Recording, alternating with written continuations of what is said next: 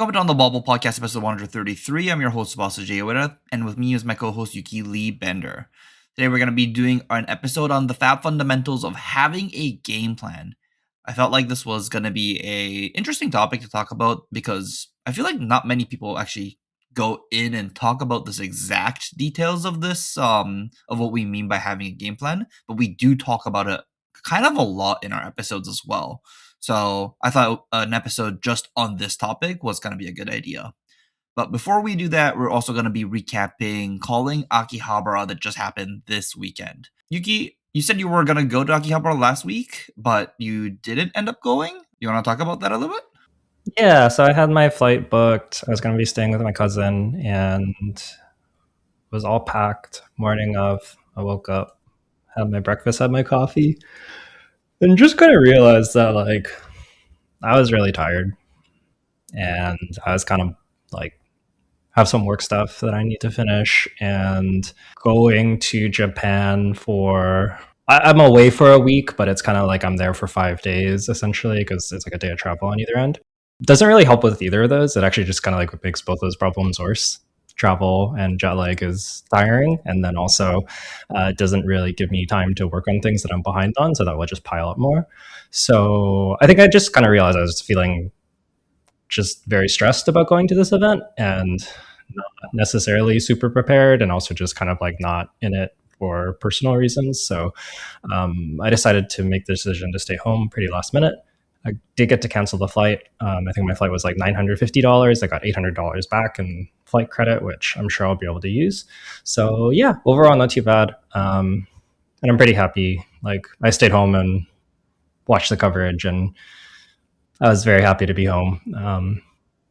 Starting to feel quite a bit better for just like resting. It was just like holiday season was busy, lots of visiting, had in-laws come over and stay with us, and just like I never really got any downtime from that. And it was just like, oh, then I go to Akihabara, then I go to Columbus, then I come back, and then I have to catch up on everything. And it was just like, maybe this isn't a good idea. So yeah, I made a good decision. Haven't been doing a whole lot of anything. I've played like a teeny bit of Flesh and Blood, but honestly, mostly just been focusing on catching up on stuff and then relaxing, which has been really nice. Sounds like a good personal health decision you made. That's pretty good. I was surprised when I saw you at Armory on Thursday. I was like, wait, Yuki's here. I thought she was in Japan.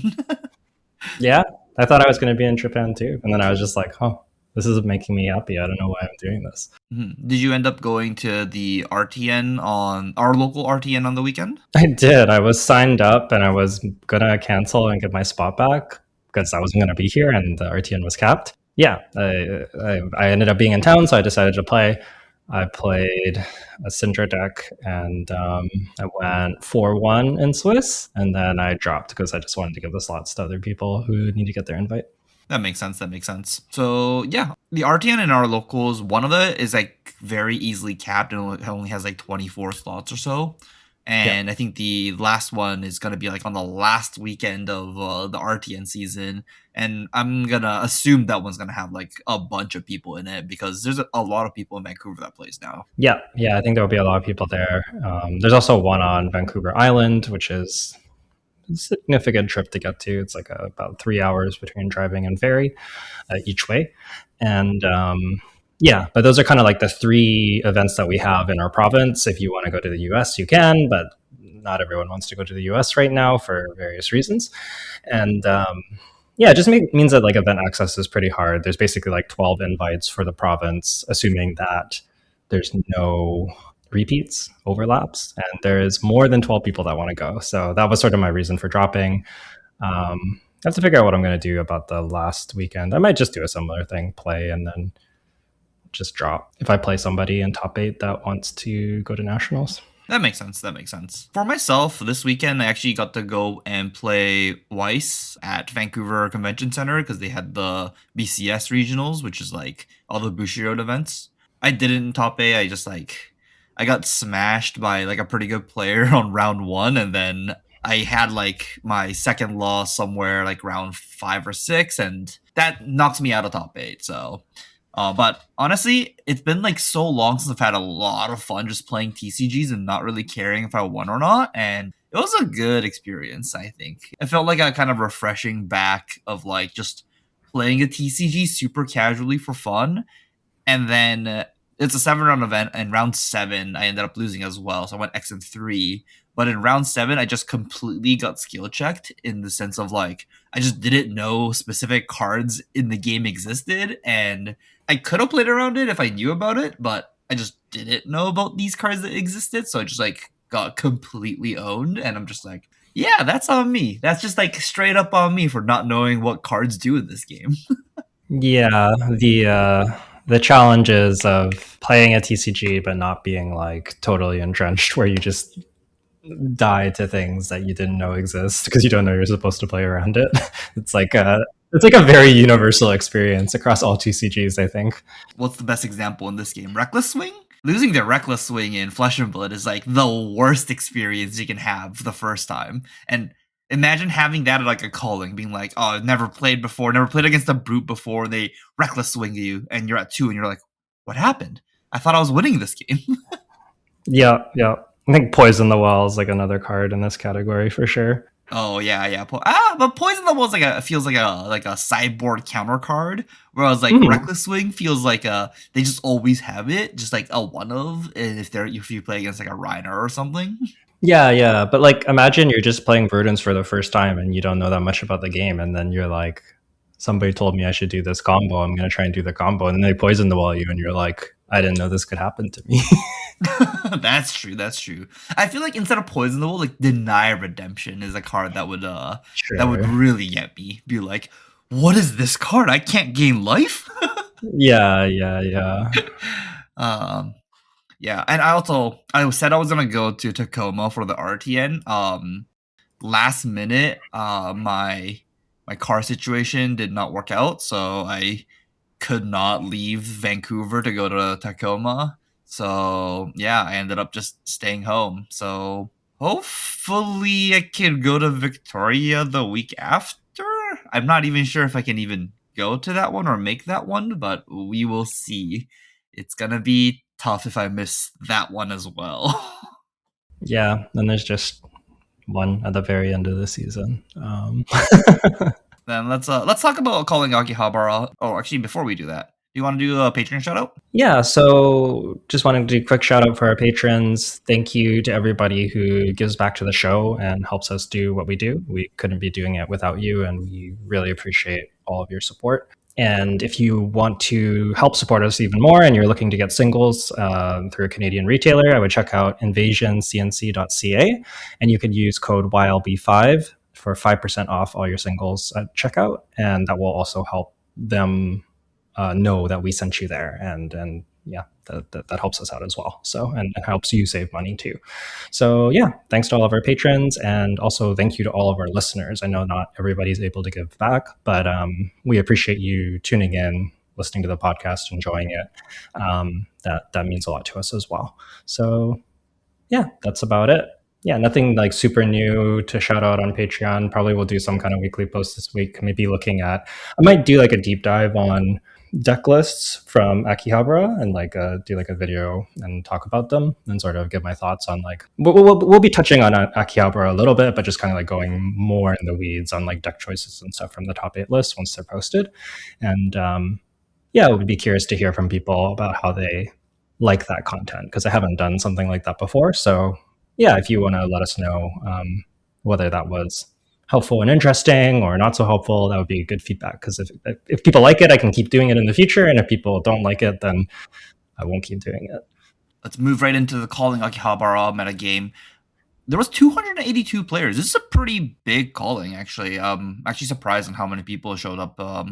Usually the Asian callings are a little bit smaller, but this one seemed to attract a bunch of people. The most represented deck, Verdance. We had 25 players on Verdance, 24 players on Syndra, and 24 players on Gravy Bones. 23 players on Arachne Marionette, and 22 players on KO Armed and Dangerous. So those are all the decks that were above 20. Kind of like exactly what we thought it would be. And surprisingly enough, these are like the top 4 decks going in before the man list as well. And it's still the most represented deck still. Yeah, that's definitely the case. I think the big difference with this meta is that even after that, you already have like six decks within five copies of each other. And even after you get past those decks, it's Florian at 19, Dash IO at 18, Kasai at 17, and then even Prism at 14. So I think before we saw a little bit more concentration into Verdant Cinder Gravy Bones, being like significantly ahead of the pack, rest of the pack. Like we might see like 40, 40, and like 30, and then the next deck is like 20, is like kind of what we were seeing at a lot of these events. But that's not really the case here. It's much flatter. Yeah, mostly what we thought. Kasai maybe a little less represented than we would have guessed from our previous episode, but other than that, like no real surprises. And maybe Syndra a little more represented than we thought is, I think, the other development here. Yeah, I definitely agree on that. Syndra is there's a lot more Syndra than I thought. This just might be the case of like some of these players that were going to go to Calling Akihabara didn't have enough time to like switch decks still. The spanning did shake up the format quite a bit, and I have a feeling that a good chunk of these players just like were already locked into playing like let's say Verdance, and then the bannings happen and be like, oh, holidays just happened, don't really have the time to like test and get some other deck together too, right? Yeah, I think that's definitely like part of it, and I think also we'll talk about it as we get into the results. But I think, and I sort of alluded to this before, but I think that Syndra is probably still quite a real deck. I don't know exactly where she's going to land, but she has pretty decent numbers this event and has some copies in top eight. And I think that she won a Battle Hardened as well, somewhere in Europe. So yeah, we've been seeing Syndra do a little bit better recently, and I sort of think that it's just been taking people a little bit of time to exactly get the list to where they need. And I'm very curious to see the calling top eight lists. Right now, we don't have them yet, but yeah, it feels like there's been like a little fine tuning and recalibration the Syndra decks that have needed to do that maybe took more time than the Gravy players, for example. But now that they've done that, it seems like she is a deck that is able to find decent success, anyways. Then let's talk about the conversion rate. So this is going to be the most interesting. So this is the day 2 conversion rate. So I'm assuming they'll have to go X2 or better. And this is just by the number of copies of decks that day 2 essentially. So the most converted deck actually is Florian, same with Gravy Bones. So we have 7 copies of Florian and 7 copies of Gravy Bones, followed by 6 copies of Kasai, then 5 copies of Dash, Acilio, Arachne, and Syndra. So those were the top decks that got the most numbers through. I'm kind of surprised Florian is the most converted deck. This is a pretty big surprise to me.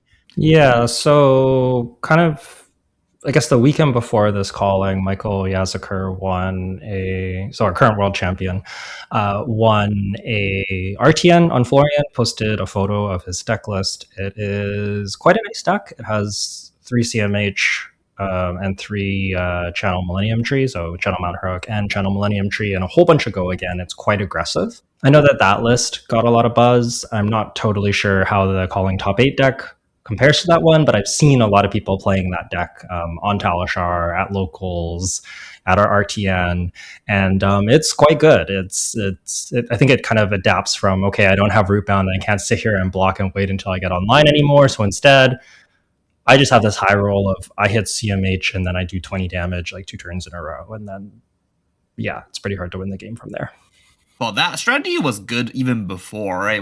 While they had the Rootbound Carapace, and it just had that like a little bit of the lacking of blocking cards essentially. So like the good aggro decks really did get to stop Florian, and the disruption really did hurt that deck. Yeah, I think that's true. And I think with Syndra getting a little weaker and potentially less represented, although she was pretty represented at this event, that can help a little bit, maybe. I'm not exactly sure how that matchup plays out with current lists on both sides.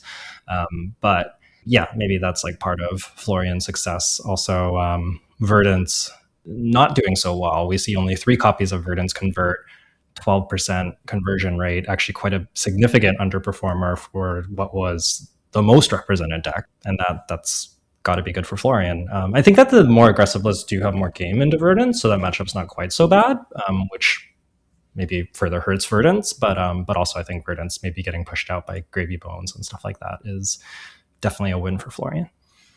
Yeah. I guess, yeah, the Verdant's Gravy matchup is really difficult for the Verdant, so maybe that's the big reason why a lot of the Verdances did it day two. We don't have exactly like where all the Verdances landed, but yeah, I would assume that a lot of the Verdants got their third loss against the Gravy. That would make a lot of sense to me. Yeah, and then I guess like the big standouts were Florian with a 37% conversion rate and Kasai with a 35% conversion rate had really good numbers. Gravy Bones at 29% is also quite good, and then the other like top converting decks in terms of number of copies are all around 20-ish%, which is respectable as well. So that's Acilio, Dio, Arachne, Syndra, KO, Prism, all right around 20%.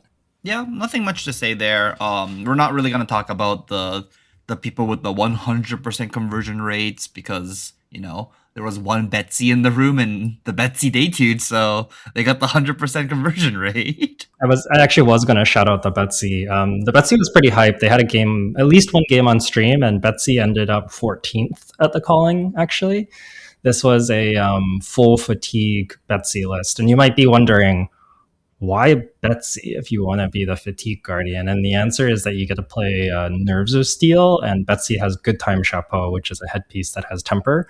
And basically, Nerves of Steel is you can keep blocking with your temper equipment and you don't put -1 counters on it when the combat chain closes, but if you take damage, you lose Nerves of Steel. So as long as you can block everything they do out, you can keep using your equipment again, and having an extra 2-block headpiece that you can keep using over and over again is pretty good.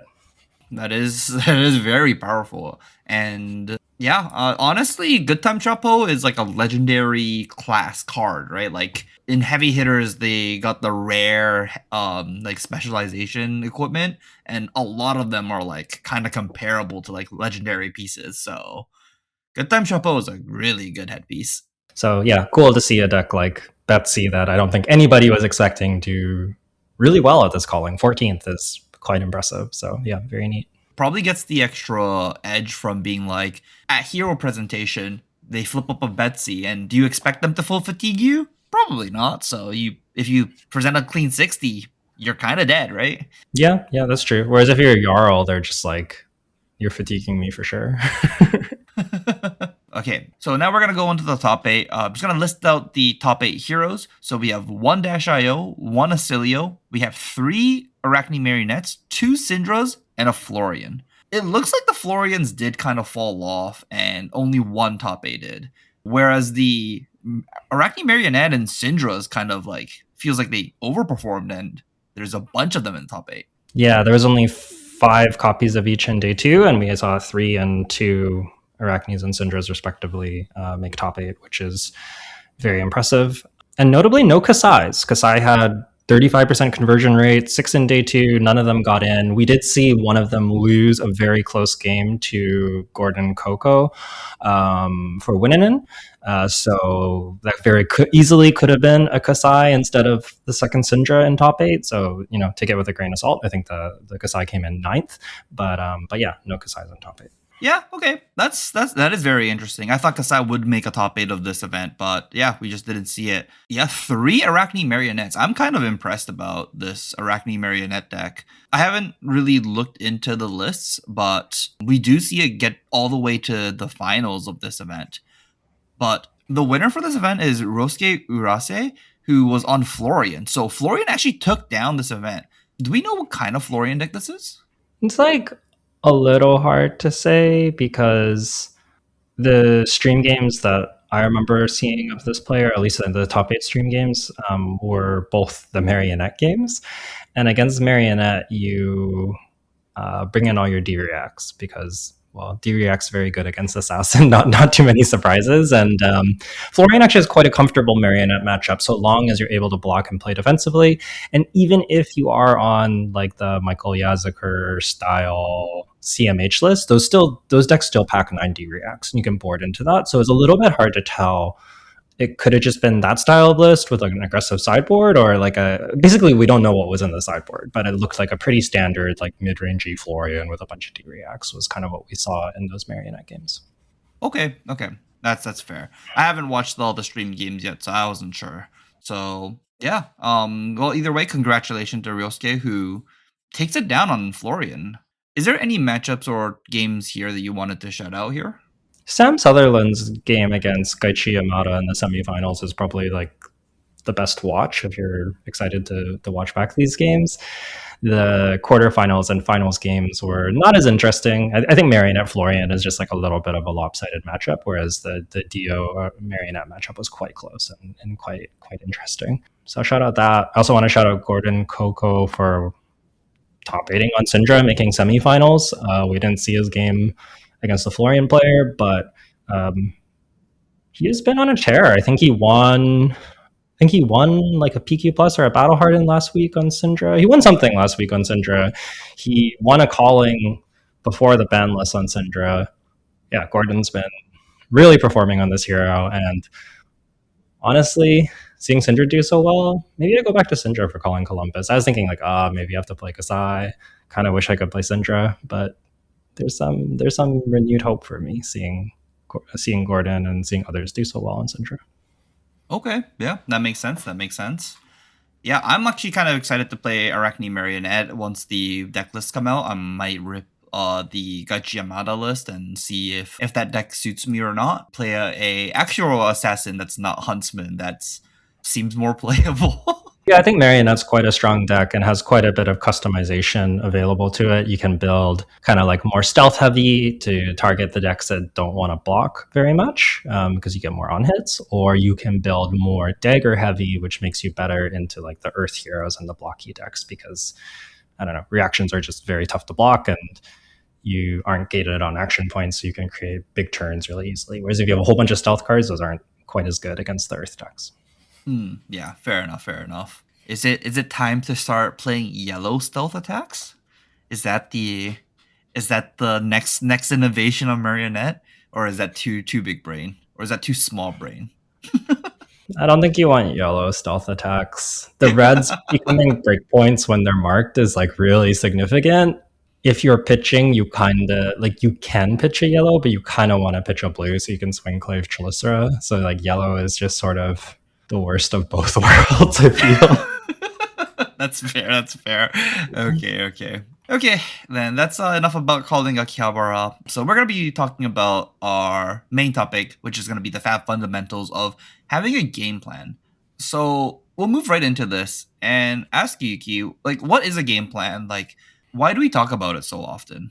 Yeah, I think that the game plan is basically your overarching strategy that you sit down and bring into the game. This might inform your sideboarding. This probably also informs your in-game decisions. But typically with a game plan, you've kind of thought about it before you actually start playing, and then it informs kind of all your other decisions. And understanding that overarching strategy and selecting, I guess, the correct one for the matchup is really, really important to winning. It's something that we, as Jay mentioned at the start of the podcast, we talk about a lot. I think a lot of people talk about a lot, and it sort of just gets, you got to have the right game plan. Make sure you have good game plans, but it gets a little bit brushed over. And so we're going to try and go a little deeper on this topic and help you understand game plans, give you examples, and help you maybe have the tools to create your own game plans, because ultimately that's sort of like the highest level of this, is that you're able to identify a matchup, come up with a game plan, and put it into action. And as you said, it's very important to do this before the tournament, even at like deck construction level, right? Like you need to have you can't just be like sit down and be like looking at your 80 and be like, can I do something else that I'm thinking about on the fly? You might be able to, but a lot of the times it'll be like, oh, in this matchup, I want to have like a classic example would be like a poison the well, right? Like I'm gonna line up this poison the well in a very specific spot, so then my opponent can't combo me. Things like that is gonna be an important thing, which means that this has to happen before you register your deck. So you have to think about this kind of like against the most represented decks, what are my game plans? And if you don't do this and don't go into an event thinking in this way, you are going to be at a huge disadvantage against players that have already done this. As a side note, in other card games that aren't best of ones, so I'm talking like Magic the Gathering, even things like Pokemon regionals, you can actually develop a game plan during game one and then put into action in game two and three. That just can't happen in Flesh and Blood because it is a best of one game. And this is going to be common for all types of best of one TCGs. You just need to have this game plan before you even sit down and start playing. Yeah, yeah, very well said. So yeah, it's really important to do this, as you mentioned, from the deck selection and sideboarding and figuring out how you want to build your deck. Also, once you get into the game, it helps you make close decisions, like maybe decisions that are value neutral. If you understand what your game plan is, that usually informs which one you should be doing. So we kind of had a discussion about this, like value neutral decisions or decisions where you maybe like take things that are value negative even. And a lot of this is usually informed by your game plan, where if your game plan is hard fatigue, you should really be avoiding taking damage unnecessarily, especially if you could be like blocking 3 or sending 3. You should be blocking 3 because your plan is to fatigue them and you need your life total. If your plan is to kill them, then you might be attacking for 3 in that scenario instead. And just kind of understanding what your role is in the matchup will just simplify a lot of these decisions for you and sort out a lot of the close calls. That maybe not every decision will fall into this category and get covered by your game plan, but I think the majority of these close decisions do get covered by it. If you take this example to the extreme, there are some matchups where you would look at like a 3 block and your opponent attacks you with a dagger for 1. And then you kind of like look at it. If you're trying to fatigue them, it is also just right to block using a 3 block to their dagger for 1. And this is kind of a spot where I feel like a lot of people will make a mistake on, because like if you have this overarching strategy of that you're trying to fatigue them and you're trying to like preserve your life total, you really need to preserve your life total. And sending back 3 kind of does absolutely nothing. Across the whole game, that you sending for 3 was actually just like 0 value essentially. Blocking a 1 power attack for 3 was actually 1 value. So if you look at it from like a game plan perspective, blocking like a non-on hit attack for 1 could be higher value for your game plan than attacking for 3. Yeah.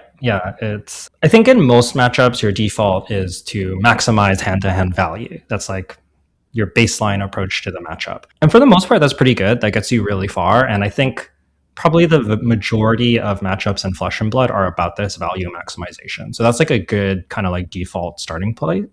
But as Jay mentioned, there's spots where you might want to take what would be inefficient blocks, or even spots where you could block for 3 and you don't want to block for 3 because that threat's really important and you can set it up second cycle. Something like Verdance comes to mind where maybe I have an extra Channel Millennium Tree that doesn't do anything in my hand, but I know my opponent's trying to fatigue me. I can overpitch that Channel Millennium Tree, set it to second cycle, and try and line it up with, I don't know, like a Light Up the Leaves or something to get some extra chip damage. And that's the type of decision that, if you're playing a value maximization game, is totally wrong, because you're pitching a card you don't need to pitch instead of blocking for 3, which is just bad. Like, it's not good value. But if the game isn't about value, it's about, in this case, avoiding fatigue, you can, that threat in deck becomes really important. That's a good example of a card. There's also like E-Strike. It can be an example where you want to overpitch. Felling of the Crown. Yeah, Felling of the Crown is a card that you typically see overpitched by good players as well. These are things that kind of happen, or people have thought of kind of before the game, or like what would happen if my opponent's trying to fatigue me. These are the ways I can get around it. And it's very difficult to think of on the spot, so you do need to think about it before the game. Yeah. And sometimes this can be like contingent on, my opponent could fatigue me or might not fatigue me, so I'm going to spend the first turn or two trying to figure out which one it is, and it should be pretty clear, because if they're taking lots of inefficient blocks and preserving their life total at all costs, then they're definitely fatiguing you, and if they're taking damage to send damage, then they're not. But once you identify the correct strategy, you can then kind of change your approach to match whatever they're doing. And that's a lot of this is like very relevant for a deck like Verdance, where there are a lot of decks that can try to fatigue you if you aren't careful, and you just kind of need to like feel that out and always be aware of that as a possibility. I'm sure there's other heroes with this as well, but that's like the one that comes to mind the most for that. Yeah, I feel like this topic is going to be more important for basically any hero who doesn't have a traditional attacking weapon. So someone like Verdant, someone like Gravy, Acilio, so a lot of the wizards, people like Dromai in the past. So all of these kinds of hero without a traditional attacking weapon, this will kind of like fall into or be more important for. And one thing I just do want to say is that you really don't need to be thinking about this if you're going to be winning the game normally. But if you keep playing, let's say, a specific matchup, quote unquote, normally maximizing value every hand, and if you consistently lose the game in that matchup, that's kind of when you want to be thinking about, oh, do I need a different game plan? Do I need to do something different? Or can I even do something different to try and win games? And obviously, every card game, very simple. You're trying to win the game, right? You're not trying to lose. So if you're consistently losing, you need to change something. And the only way to really find out if you do even need to change something is to play the matchup a bunch of times. So this is dependent on you playtesting. So it's kind of hard to say, but like when you are thinking about game plans and when people are talking about game plans, it really does contingent on you've already played this matchup 5 to 10 times. Yeah, I think that's generally true. I also think that, I guess, moving on, we're going to kind of give you some examples and talk about building up these skills to come up with these game plans, because it's easy to be like, you need a good game plan that will defeat their strategy, but like, what does that mean? How do you do that? I think a big thing is understanding your deck's main game plan, and ideally understanding their deck's game plan into you.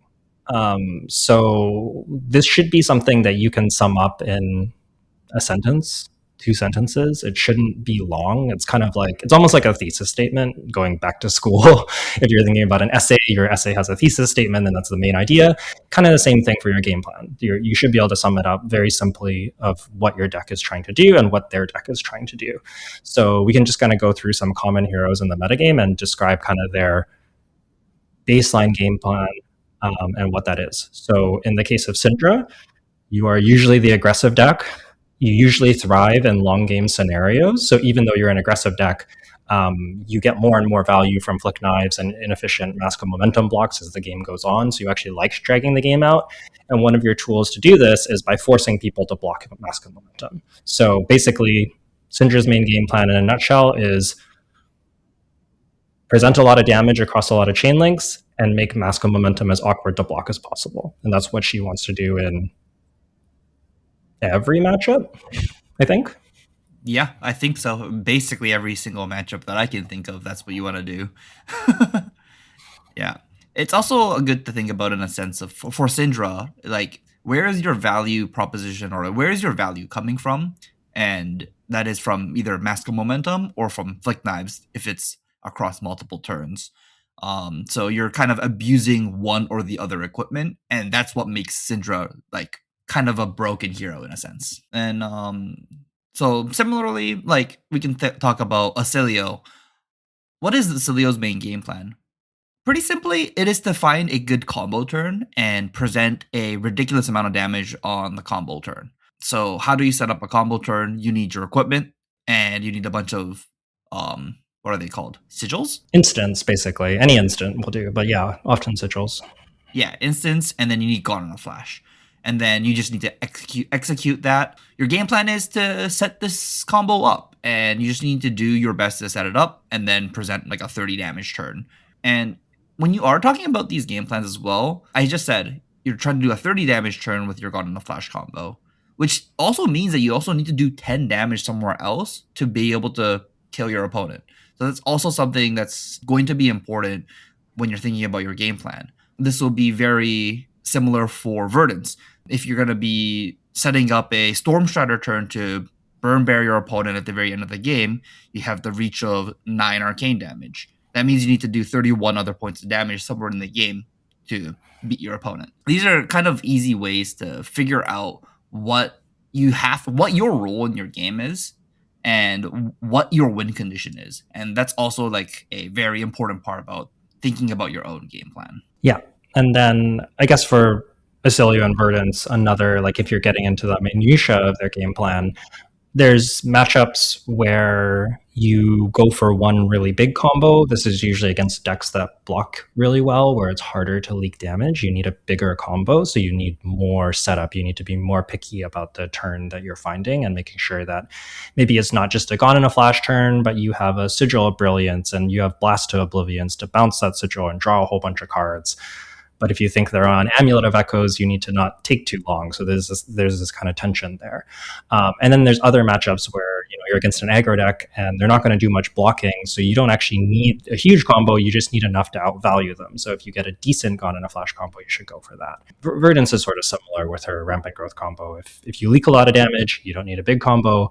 If you don't leak very much damage, you need to go for a huge combo. And you kind of need to adjust the size of your combo depending on the matchup and also how your opponent plays it. Do you want to talk about Gravy's main game plan? This is kind of one that I don't think I can explain verbally. I kind of get it. You know what I mean? I kind of like internalize it, but I don't know if I can say it in words. Yeah, so Gravy usually wants to play small hands, I would say, where he gets a blue into graveyard, plays an ally, attacks with the ally. And that's kind of his bread and butter. He plays these small hands that forces you to clear the ally. What he does with that space from you clearing the ally is finds a few spots in the game to have really big turns. And this is kind of what he's trying to set up. And these big turns usually involve gold, Conqueror of the High Seas, or what's the other one? Leyline, Prismatic Leyline. These are kind of the cards that you see in these really big turns. Occasionally it's like a double ally turn as well with what is it? It's not Loot the Hold. Avasti is commonly what's used for it, or like a rum. So basically he's trying to set up some of these big turns. They can kind of all work in unison. So you can have Leyline, you can have Conqueror, you can have double ally, you can have combinations of these, and gold helps facilitate all this. But that's basically what Gravy is trying to set up towards. So he wants to play small turns with an ally each turn to get space, and then once he has space and enough resources available to him, he wants to have one or two of these really explosive turns to take over the game. You said that so well. I don't think I would ever been able to see that well. And I guess from a perspective of playing against Gravy, it's worth knowing that this is what he's trying to do. And I think about, like, I played against a Gravy at RTN this weekend, and there was a spot where I identified I could block out against the Gravy and just take a really slow turn, block the Conqueror, because A, they were out of gold. B, it was their last Conqueror, and like C, they didn't have an arsenal, they didn't have any allies in graveyard. So it's like, well, if I just give them full space and block and set up a 5-card hand, they can't punish me with Conqueror. They don't have any gold.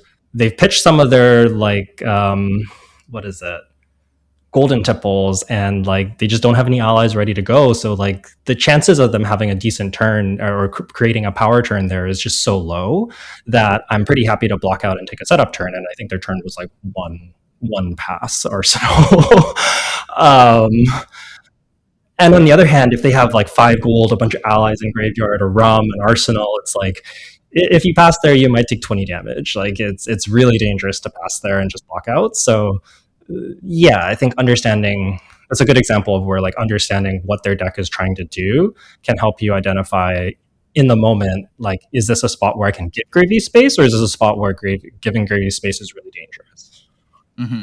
Well said. Well said. We'll go back on these matchups as well later, but we'll talk about some of the other decks. Florian, for example, before was going to be like trying to go online. So then you got maximum value from your hero ability, creating an extra rune chant with your Grasp of Arknight, which means that pitching a blue results in a 5-point card essentially, and then you play a bunch of 4 blocks and 0 for 4s. So your average turn cycle will be above like 13 or 14 once your hero power is turned on.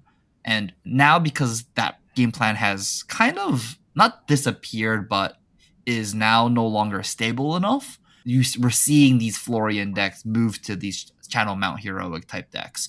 So like when the game plan in this example kind of crumbles or isn't as consistent, you need to find a different game plan. And that's what these Florians kind of did. So now they're kind of back on the tier list. Like I'm we talked about it being like maybe tier two. Man, I think we missed on Florian. Florian might be better than that. Yeah. Yeah, I think Florian could easily be a tier one deck. We did kind of put it in that tier two, maybe tier one category. And yeah, it seems like Florian has continued to perform. And maybe a good example, like you said, of a deck that with two game plans where you can go the defensive route or you can go the aggressive route. And that kind of depends on the matchup. Do my defensive tools line up well into the deck, like Marionette? Okay, I can just block a lot and play that really defensive one card five style game plan. Or if that's not what the matchup's about, like against Verdance, that's not going to get you there, she'll just combo you. You pivot to this more aggressive game plan. And he sort of has those two plans available. And for a deck like this, it's really about figuring out which of these two strategies is going to be the one that's relevant in this matchup.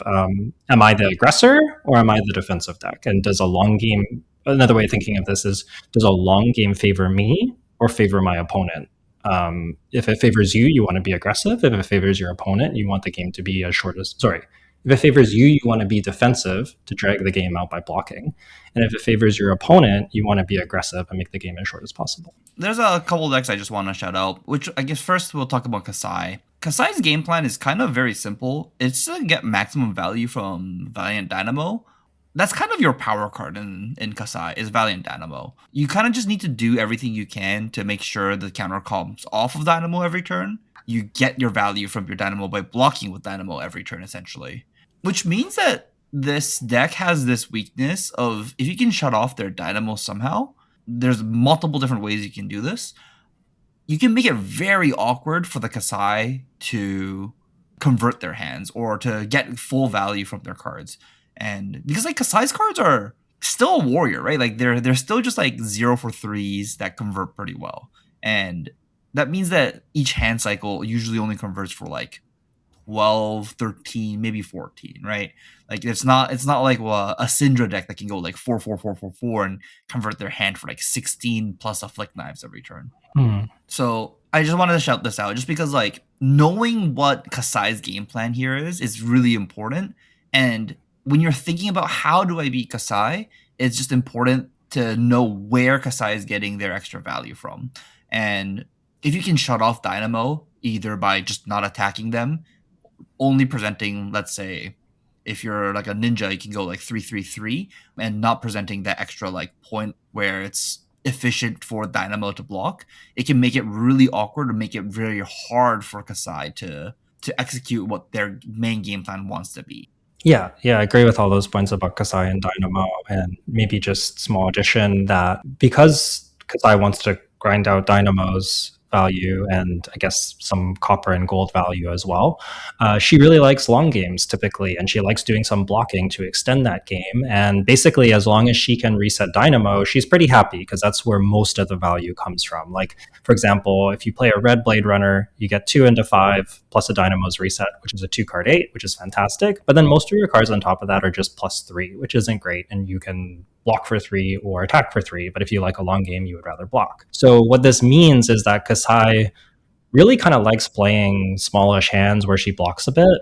And understanding that can be really important for playing against Kasai because you don't want to play, like, she wants to play small hands. So by extension, unless your deck is better at playing small hands than hers, you don't want to play into that. So like if you're Syndra, you're not going to keep up playing 2-card hands with Kasai. You can't do that. Instead, you need to be playing really big hands and playing towards like 4 or 5-card hands against Kasai. And like Verdance is another deck like this. She wants to play 2-card hands. And if you have better 2-card hands than Verdance, then fantastic. But not many decks have better 2-card hands than Verdance. So you're probably trying to play 5-card hands or 4-card hands into Verdance instead. Yeah, it's just the worst. Basically, to sum that up, it's just bad to play like, pitch a card attack CNC into Kasai or Verdance. And you just need to like add other things to that on that turn, play 5-card hands. And if you are in a spot where you're like, oh, if I block, I'm gonna have 2 cards left, or I'm gonna send a CNC for 6. You can just kind of think of it and be like, oh, what if I just block out this turn and then arsenal the CNC or arsenal this go again card? So I don't have to do anything and pass and force them to try and convert 4 cards. That's usually like one of those spots where we're talking about where game plans will help you decide what is the word, value neutral play you want to make. Or sometimes even not value, like sometimes even like slightly value negative. There's spots where you just block out because you look and you're like, you see this against Verdance all the time. You have a 4 card hand, you get Fellinged, it's a 3 card hand. There are 3 card hands worth playing in Verdance. Like if you have like a 3 card 14 or something, fantastic. But like usually you don't have that. And usually you look and you're like, I have a 3 card 9. And that's just not worth sending into her because she probably wants to block with 2 cards anyways. And if you just give her free block value, take 8, and then she's blocking with cards she wanted to block anyways, you're just helping her convert. And instead, you often see people do stuff like block 2 cards, arsenal a card, set up a 5 card hand, force Verdance to convert. And a lot of that comes from understanding what their deck wants and how you're going to interact with them. Yeah. I guess then do you want to move on and talk about our next point here? We've kind of already started touching on it, but basically the next step to understanding your game plan and your opponent's game plan is how does your game plan interact with your opponents, or how does your deck interact with your opponents? What specifically do you need to do against what they're trying to do in order to come out ahead? Some kind of like follow-up. We're going to go through some examples to help cement this, but some kind of like follow-up questions or things you might want to think about when you're considering this are there any special interactions or considerations you have to have between your hero and theirs? What is their game plan and how do you avoid playing into it? We're just kind of talking about that with Kasai and Verdance. Finally, like if we just play a value game, who wins? Or we just play like a normal game, who comes out ahead is like a really important starting point. Because if you know that you can just play a value game and you're going to outvalue them most of the time, that can be your game plan. And if you don't do that, you need to pivot to something else. So those are kind of like 3 core questions that you should be thinking about, four core questions that you should be thinking about. Do you want to just like give an example right away that might help solidify these questions a little bit better? You want to talk about top one, Acilio versus Gravy? Yeah, so a lot of these may not cover all of these points, but might cover some of them. So for Acilio Gravy, basically the special interaction here is that Acilio can shock Gravy's allies as they're attacking. And doing that not only kills the ally, but makes it so that the attack doesn't deal damage. So, for example, like a Rigor Mortis is really fragile against an Acilio because of the shocks. And there ends up being this like Gravy needs to be very careful about taking like an Avast turn with a Rigor Mortis as an example. You might even try to sideboard out some Rigor Mortis because they're so fragile. Counting shocks from the Gravy side to understand what your risk is in attacking with an ally is important. Having like a Sawbones back so that you can protect another ally is another way you can help. Playing sturdier allies like Chum or Swabby can also help because if they have to amp twice to get there, it's a lot harder for them to shock down your ally. So these are all kinds of things that end up coming out in this matchup. And these are like special interactions that you really need to be aware of as the Gravy and needs to inform a lot of your play patterns, where if there's stuff you want to do, you should do all of it and then end on the ally, which is usually kind of the default game plan, but just be like very careful with that against Acilio is what I would say. There's also like potential for Acilio to play rewinds in the matchup that can put an ally back in your hand, and that's something you also need to be aware of. So having gold on hand to help put that ally into your graveyard with a Gravy activation helps. All these kinds of things. Yeah, the Acilio Gravy matchup is quite interesting in that sense, right? Like it has a lot of special interactions to know about. And I guess like bigger picture, like Gravy wants to disrupt Acilio off the combo. Acilio wants to shut down Gravy's allies and find a combo turn through Gravy's disruption is sort of like the big picture of what both decks are trying to do. And then there's all this minutia because there's interesting shock and ally and instance interactions that you really need to be aware of as well. Mm-hmm, mm-hmm. Okay, then next on the list you wrote Syndra Gravy. Is there any special interactions here? The big one is just Masco Momentum and allies. So you can clear allies quite efficiently and then draw a card off of Masco Momentum. This means that from the Syndra side, you are really wanting to constantly clear allies and pressure the gravy. And from the gravy side, it also means you often don't want to fight over Masco momentum because they get a free hit on an ally. So basically, anytime you take a hit from an attack is going to be Masco momentum because the second one they can flick and then they can hit your ally. So as soon as you take one attack, they can draw a card off of your ally. So from the gravy side, you really want to understand that most of the time they're going to get the Masco momentum draw for free, and just correctly identifying the spots where actually this hand does block enough or isn't good enough, so I should just be blocking with it and make that Masco momentum draw awkward, or actually this hand's good enough, so I should be playing it and just letting them have the Masco momentum draw, and that's okay because I'm kind of trading my ally for their Masco momentum trigger, and that kind of comes out in the wash. So that's sort of like the special interaction in this matchup that you need to be aware of. And then I guess, again, from the gravy side, you want to disrupt them because you know that Syndra doesn't want to block. And from the Syndra side, you might not arsenal so that you don't play into Conqueror. Yeah. Just like not trying to set up a 5-card hands and only sending a bunch of good 4-card hands over and over and over again. Okay.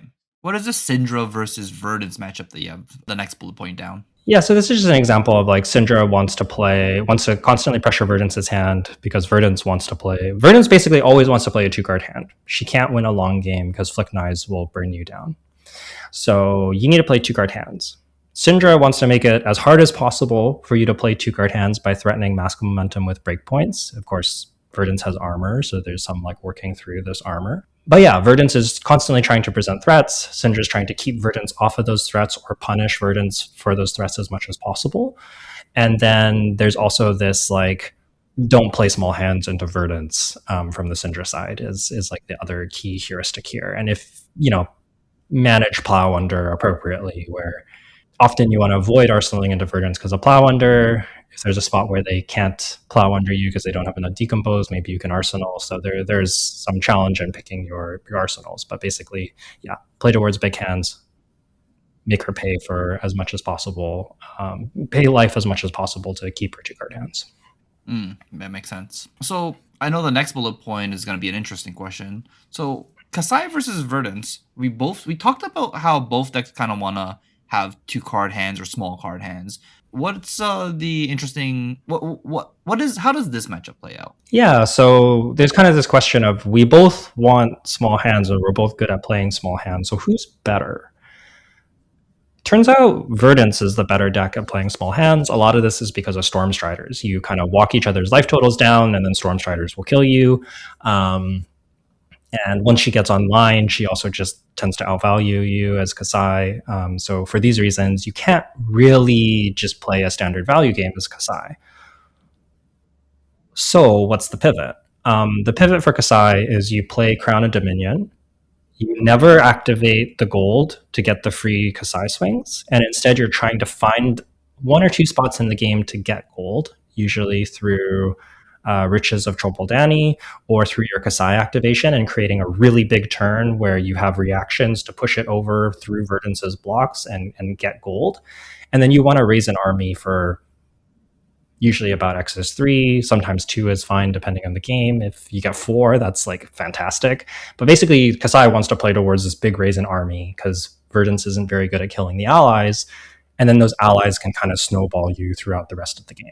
So Kasai is really on this don't take too much damage besides for these big turns where I set up gold and then play towards my Raisin army, and that's how I'm going to win the matchup because I can't win just playing a standard value game. From the Verdant side, you should be trying to arsenal D-Reacts and save your armor for the Kasai activation turns so you can then turn off that gold and make it harder for her to raise an army. And also, if you can get online, you have a better chance of clearing the allies because you can ping them down with Verdance. So that's kind of like the Verdance side of the matchup. And then otherwise, if they are going to play a value game against you, you just want to go along with that, right?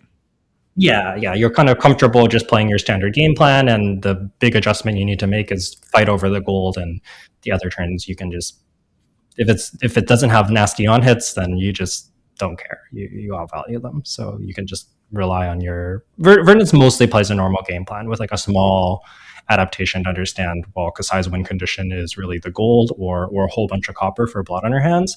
And I'm just going to try and avoid those two scenarios. And the Kasai is trying to use reactions and tricks or big turns to get around Verdance's defenses and force through those scenarios.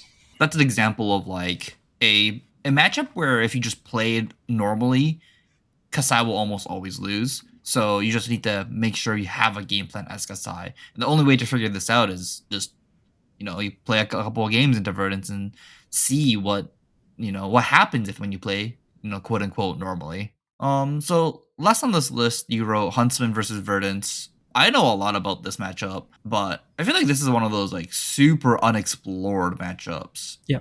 Did you want me to talk about it, or did you want to talk about it? Yeah, I figured that you should talk about this because you played a lot of Huntsman and I played some Verdant, so if I have any thoughts, I'll add them. But why don't you cover this one? Okay, so Huntsman's a really interesting hero in the sense of like, I feel like if you play normally Huntsman, you almost always lose unless you play against maybe Max Mitro, but because your cards are almost always under rate, you need to find different ways to win the game. Typically ends up being fatigued by on hits of banishing, but that means that Huntsman kind of wants to block a couple times and then attack with one card. And as you said earlier, Verdance is really, really good at playing small hands. And that means that you almost always lose against Verdance if you play normally. So what do we need to do as Huntsman? That is to block the Verdance out and run them out of cards without attacking as well. And we are kind of like decided to beat the Verdance by abusing the fact that they don't actually have an attacking weapon and you have an attacking weapon, which means that as long as you have one blue left in your deck, you should be able to fatigue them once you run them out of cards. The counterplay for Verdance is very simple, is to play full combo into you. And if you play full combo, that is going to present, I think, over 50 damage, if I'm correct. So the only way to prevent that from happening is to attack them again, which, you go back and be like, oh, you're playing small hands. We're playing Huntsman. Even if we play 3 sigil, we only go to 49. Basically, what I ended up having to do was that I still go with the full commit of hard blocking, and then I'm going to be attacking with a single copy of Bite to destroy my... What is that dagger called? Graven Call. Graven Call. And then by doing that, we can actually take out the Flick Knives and play another AB. So we can play up to AB4 and actually keep our life totals above 40.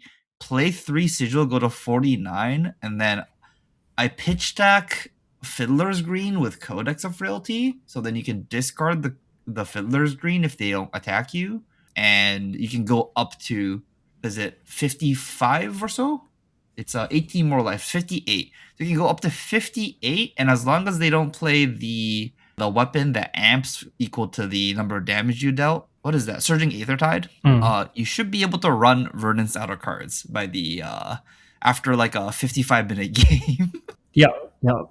So yeah, there's like lots of layers to this, and some this is often what will happen is like somebody comes up with a game plan, you find the game plan that beats it, they find the game plan that beats that, and you can keep leveling each other until there's no more room to level.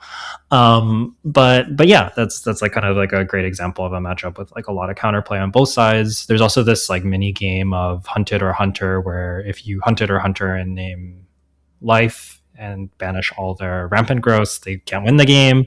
So from the Verdant side, you have to decide if you want to attack them.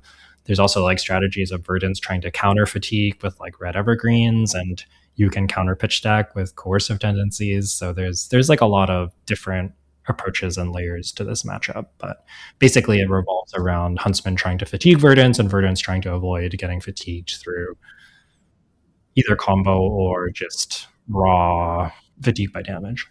Yeah, I think when we were playtesting, we got to this point of we kind of agreed that the way that Verdance loses the game is by attacking the Huntsman. So clearly the obvious fix if you don't play Surging Aethertide is to never attack the Huntsman because they could have Hunted or Hunter, and just set up the combo very slowly, playing like a 75 turn game. And then I kept on losing that game. So then what Huntsman's game plan turned out to be was that we need to track rampant life growths and play like double or triple coercive on the turn that they want to combo, so you can rip all three rampant life growths out of their deck manually, even if they don't attack you. So then Verdance went back to attacking me. So now we can play Hunted or Hunter again, which and just rip life that way. So Yeah, yeah. it's very funny. It's very funny. The more you play these like mediocre decks, the more important these game planning becomes. So if you are gonna play Huntsman, I will say you really do need to think about how to beat every single deck in the format. Yeah. So maybe this is a good segue to our next section. How do I learn these game plans? I actually think we've touched on a lot of these points already.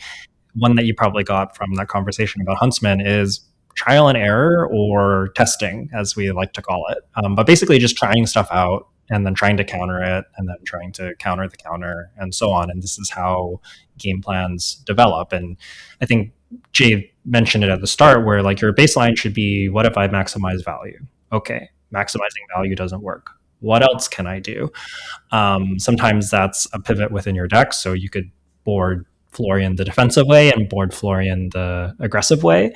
Those are usually like where you want to start the game plans your deck already has. And then if that doesn't work, you can add extra tech, or think about if there's cards you can add to give yourself a different game plan that you can then enact and see if that works instead. If you want to know more about the testing process, we talk about this a lot on episode 131, which is just 2 episodes ago. So yeah, we talk a lot about this testing, trial and error, how to identify cards and strategies and stuff like that. So if you're really interested on that process, I would listen to that episode.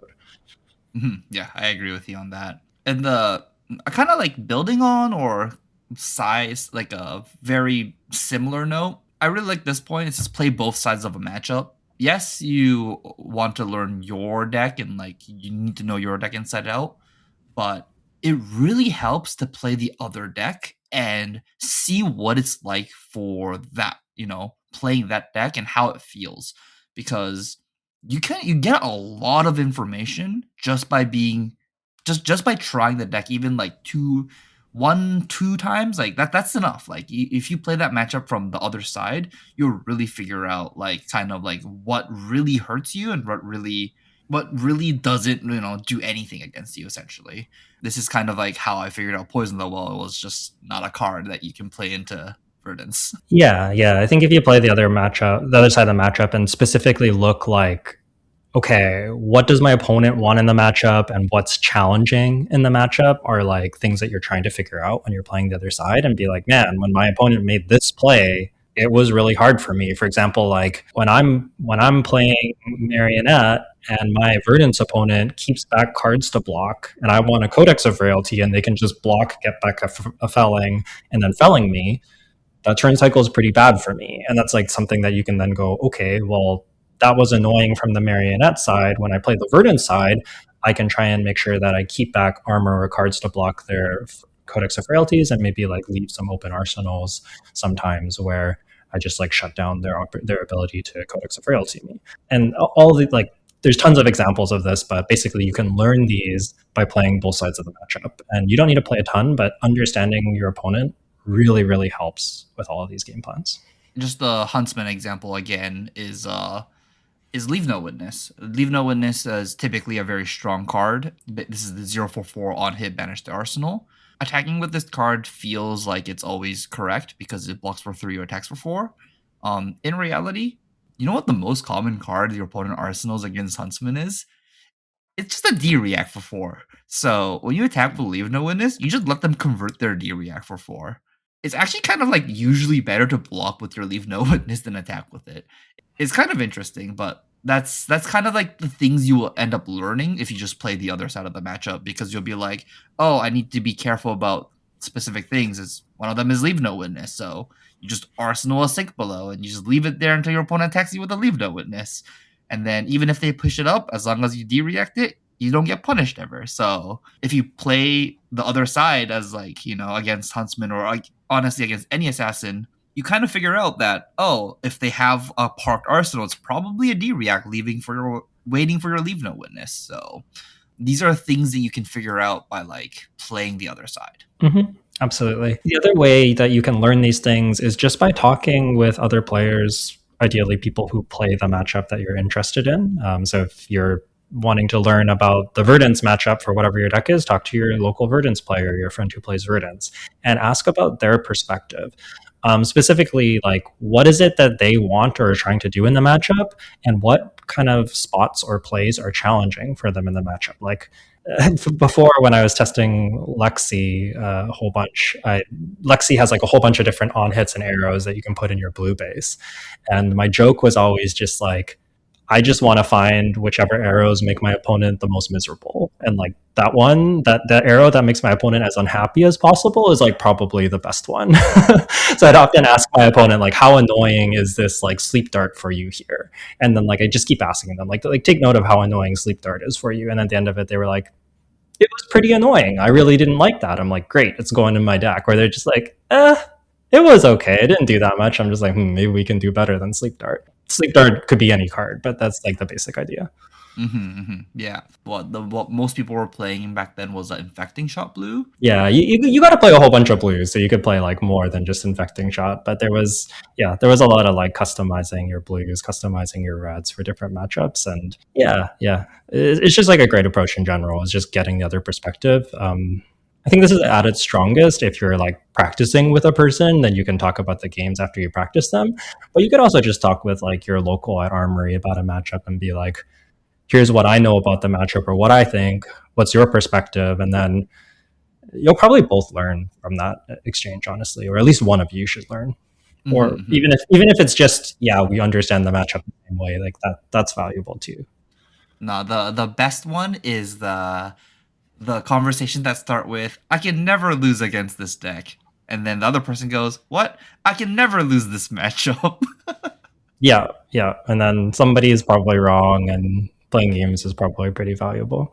Yeah, if you play the game, that's the only way to know who's right too, is to play the games and see whose game plan is actually better.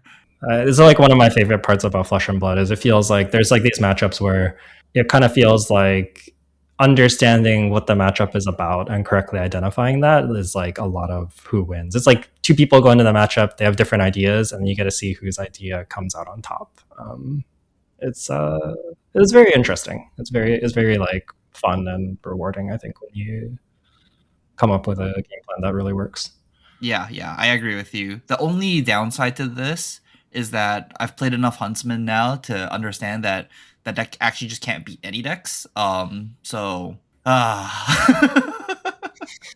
Yeah, there are game plans that work at like certain levels of play, and then if your opponent adapts enough, they just should be able to beat it. And often, I think fatigue falls in this category of like you kind of get to knowledge check your opponent about, do you have a good enough plan about how to beat what I'm doing on the fatigue side? And if yes, you probably can't win, and if no, then you get your win because you skill check them. Yes, it is definitely a skill check. Yeah, I think I saw a post on Twitter before about somebody posting about like you should never lose against fatigue or something like that, and I honestly kind of agreed. Fatigue decks are too weak. We need some way to like buff fatigue decks, please, LSS. It's never gonna happen because it's gonna produce some really toxic gameplays. But that's my wish. Compendium of Wraith. Please, some kind of good assassin fatigue card. We hit count your blessings, so we don't need another super fatigue meta again. No, we don't need to gain life and fatigue people. I want what's a card that I kind of want? I want like surgical extraction that's not hunted or hunter. I want another hunted or hunter essentially. Mm-hmm. I think from like LSS perspective, if I had to guess, not that I represent or work for LSS or have any access to information, but I would guess that they want fatigue to be like a viable strategy. Like we saw fatigue Betsy come to 14th. But in general, they want there to be like sufficient counterplay and ways to beat it. Because if there isn't a way to beat it, then everybody just sits there and block, and it doesn't really go anywhere. Like the game it kind of plays out the same every time. It's so repeatable that it ends up being very samey.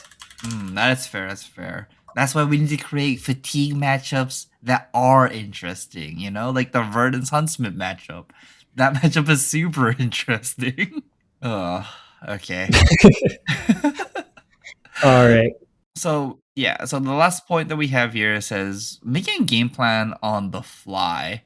What do you mean by making a game plan on the fly? Sometimes you sit down and you go, I've never played this matchup before. It's not really the ideal. Like we talked about how good preparation is really important. You know, if you got to play to test the matchup, if you got to ask other players about their perspective, if you've watched the matchup on stream games and like thought about like what decisions did they make, did those decisions work out, do I think that those are good decisions, these are all things that can help you. All this study is really important to developing matchups.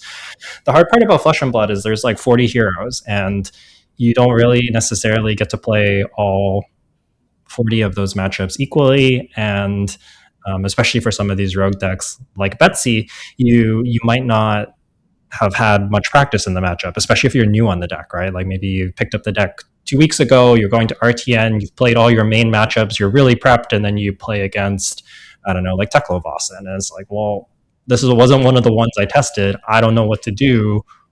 What should my game plan be? I think this is like a really important skill and one that I would say that strong players who have been playing the game for a long time are generally really good at doing. And if you're a newer player, it's definitely harder. But um, there's maybe some questions that you can kind of think through that can help you come up with a game plan on the fly. This is sort of like your backup plan, I guess. Like you don't want to be planning to like make up game plans on the fly before the tournament, but like if you have to do it, then knowing some questions to ask yourself and a way to work through that, I think is valuable. Is like kind of the idea here. Oh, okay, okay. That makes sense. That makes sense. So, yeah, like your opponent flips over a Betsy. What are the things that you're going to be thinking about, Yuki? So the first one is what do I think their deck does, and what do they want out of the game? Out of the game. So, for example, maybe I haven't played the RKO matchup, but I know that RKO plays Mocking Blow and Big Bully, so they want to get ahead on life total, and by extension, I want to deny them from being ahead on life total. So there's that. We talked about this a lot, but what does their deck do, and how does my deck interact with that, and how what kind of what gameplay can I do against what they're doing? Another question that we kind of touched on is who wins the standard value game. This one might be hard to know, but you can kind of sit there and think about it and be like, who do I think wins if we just play a numbers game? And part of this is understanding how strong of a numbers game your deck has, and maybe a little bit about your opponent's deck. You might also think about who wins a long game is another good question. If you're trying to decide, do I want to board defensive or aggressive? Go, if I block a lot, who fatigues first? Who outvalues the other person in the long game? Is this a matchup where in my Florian deck I can board in all my D-Reacts and just expect Grasp Reaping Blade to do most of the work? Or am I in trouble if I play a long game and I actually need to be the aggressor? I think these kinds of like basic, you don't have to be right, but thinking about it and trying to identify what do I think is going to happen and then make an educated guess is a lot better than just going in blind. So that's like basically what you're trying to do here is like make a best guess about what do I think happens. Well, I have Valiant Dynamos, so I get a lot of value over a long game. My opponent's playing KO, and their armor is all kind of like block value and one-time use, like Savage Sash. So they like short games because they have one-time use equipment and lots of value on board, and I like long games because I have Valiant Dynamos and I have Kasai activations, and I can grind out lots of value the longer the game goes. So I probably want a long game as Kasai against KO. It's like an example of how you could work through this if you've never played Kasai versus KO. So I kind of think about these questions. And maybe the last one is, what tools does my deck have to interact with their game plan or take a different approach if needed? So can I pivot to combo? If I'm playing a deck with allies and I'm playing against Acilio, I should probably identify that, well, Acilio can kill my allies. So maybe I should, like for Kasai, for example, I played Kasai with very little reps. I played against Acilio and I was like, well, I know from the Gravy matchup that Acilio can shock allies. I probably want to make sure that if I'm swinging my Sellsword, I'm at most losing attack for two, and like on my final saber, and maybe even I'm ending on the ally as a third attack if possible, and that can be like a way to play around the shocks. And yeah, these are like basically what I would think about. That makes a lot of sense. I want to add a little bit to this point. You know what really helps making a game plan on the fly? Mm. If you play a lot of limited, if you play draft of every single set, it really helps to know what that hero wants to do. Yeah, yeah. Even if you never played the hero in CC, if you're just like, well, in limited, this is what this hero wants, and maybe I know a few of their majestics, like that's huge. Mm-hmm. Yeah, I think this is actually like where, well, like the biggest edge from playing a lot of limited, is that you kind of get to know what the hero ability is and what that deck kind of like overall wants to do.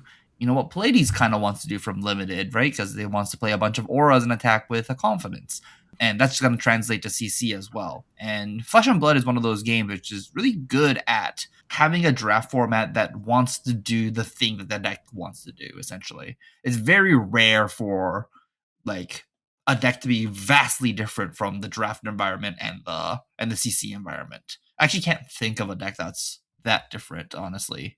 Maybe KO, or sorry, not KO. Kano from Arcane Rising is probably the only hero that I can think of that was doing like vastly different things.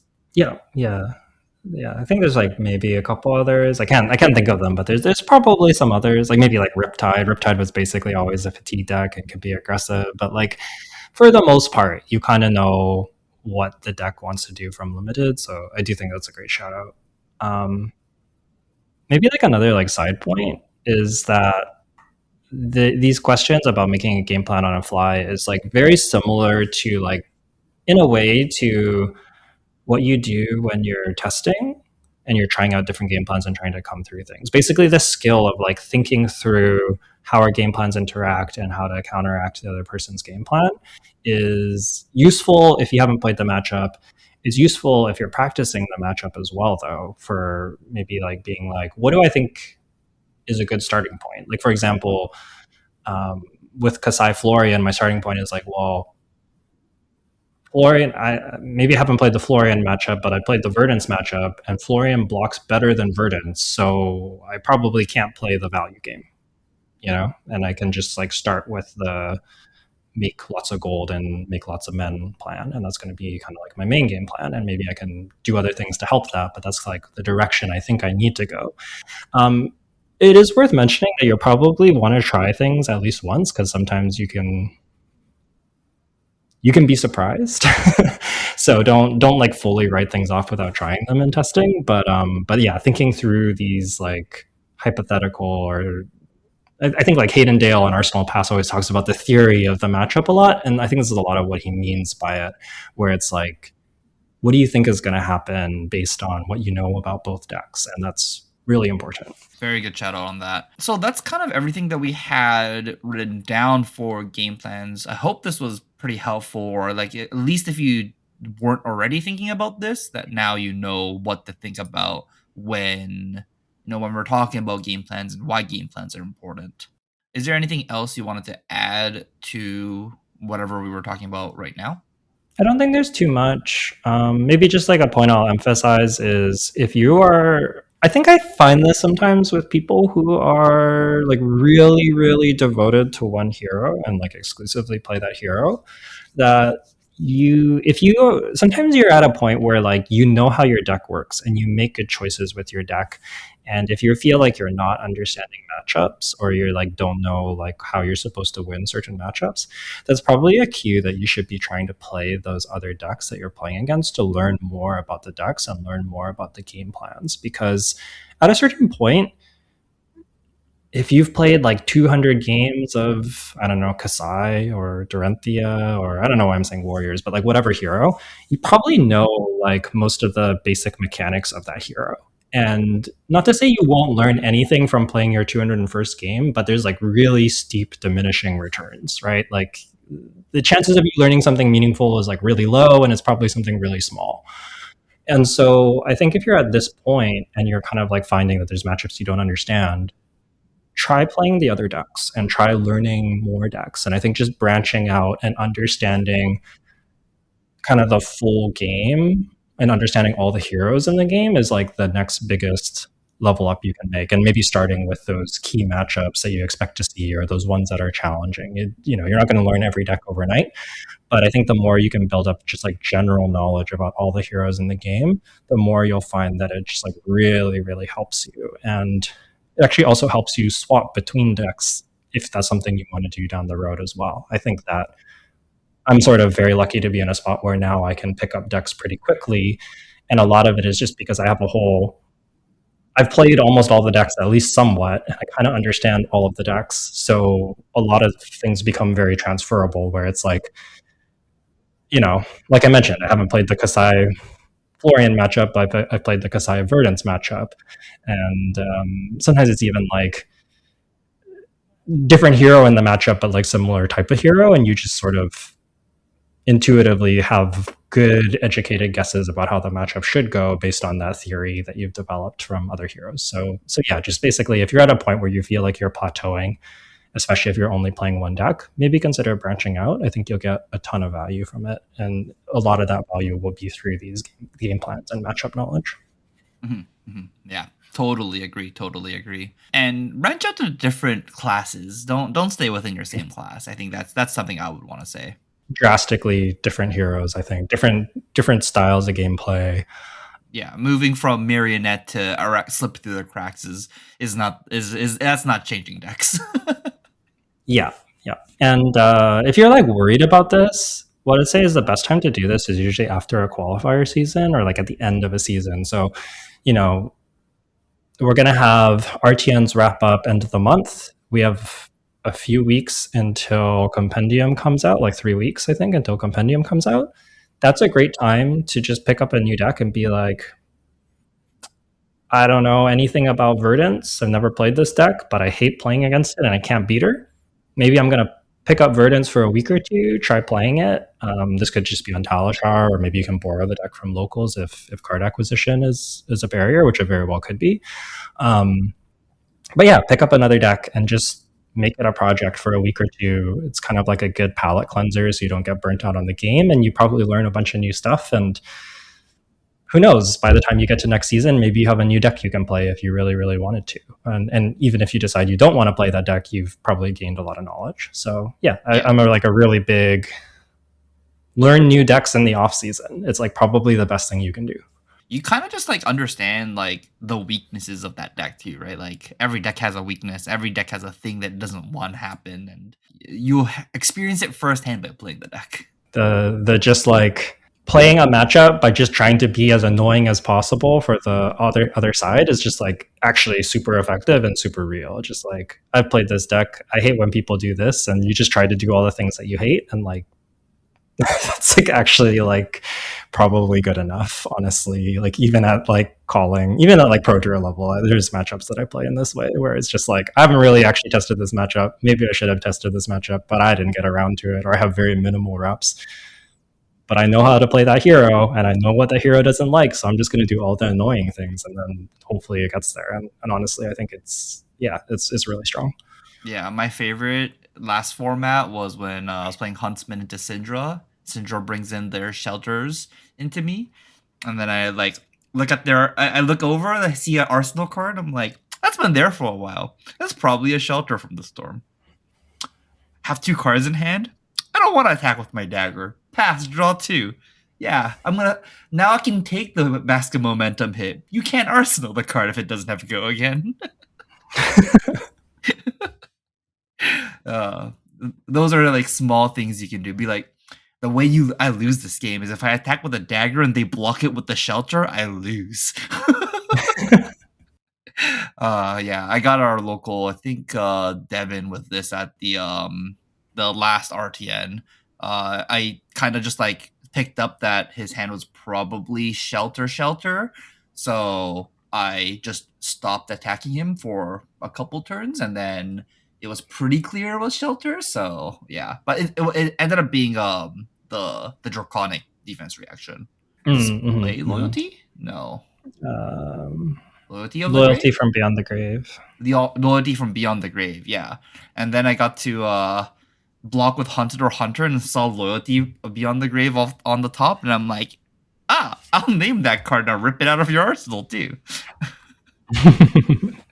So yeah, it was yeah, I kind of felt bad for him because yeah, I think against most people you get to clear the D react from the arsenal, but I'm just like never attacking you ever again mode, so it is that is something that can happen if you are not experienced into playing against huntsmen. But at the same time, there's not that many huntsmen that's gonna do that to you, so I don't even know.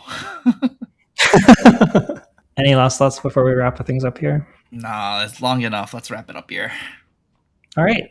Thank you all for listening. Hope this helps you out, and best of luck to you at your upcoming RTNs or as you prepare for the new upcoming Compendium of Wraith meta, I guess. Silver Age coming up. So yeah, there'll be lots to talk about. But yeah, hope this helps. If you want to get in touch with us, now is a great time to get listener questions in. We've had a few listener questions that have fueled parts or entire episodes sometimes, and those are always great episodes because it's it's something that people are interested in. So yeah, if you have something that you want to get answered on the pod, please reach out to us. You can find us on social media. Jay is at UedaJ on Twitter. I'm at Yuki Lee Bender on Twitter as well as Blue Sky.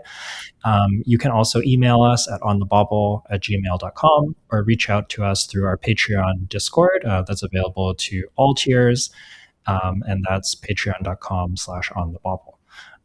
So yeah, good luck. Let us know if you have any questions you want answered on the pod, and we will see you all next week.